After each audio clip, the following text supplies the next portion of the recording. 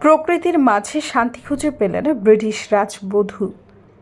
প্রকৃতির সঙ্গে একটি গভীর আধ্যাত্মিক ও আবেগময় বন্ধন খুঁজে পেয়েছেন ব্রিটিশ রাজবধূ কেট মিডলটন।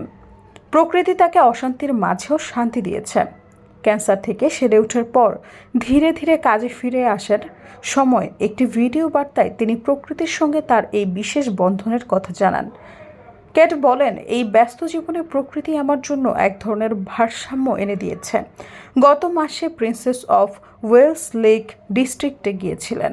সেখানে নতুন চিফ স্কাউট ডুয়েন ফিল্ডস এবং কিছু তরুণ স্কাউটের সঙ্গে উইন্ডারমেয়ার লেকের পাড়ে তার দেখা হয়েছিল। এই সফরটি আনুষ্ঠানিকভাবে ঘোষণা করা না হলেও কেনসিংটন প্যালেসের একটি দল ভিডিও ধারণ করেছে। ভিডিওটি পরে সোশ্যাল মিডিয়ায় শেয়ার করা হয়। ভিডিওতে দেখা যায় রাজকন্যা একটি বেকার বয় ক্যাপ, হাতের বোনা জাম্পার আর হাইকিং বুট পরে শিশুদের সঙ্গে হাঁটছেন বনের পথে। পাহাড়ের চূড়ায় দলবল সহ ছবিও তুলেছেন। সব মিলিয়ে প্রকৃতির মাঝে এক সাদামাটা আর সুন্দর মুহূর্ত কাটাচ্ছেন।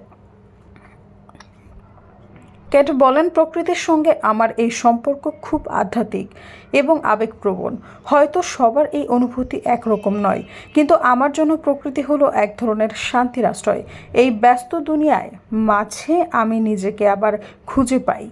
সৈয়দা ফারিয়া, সমযোগ।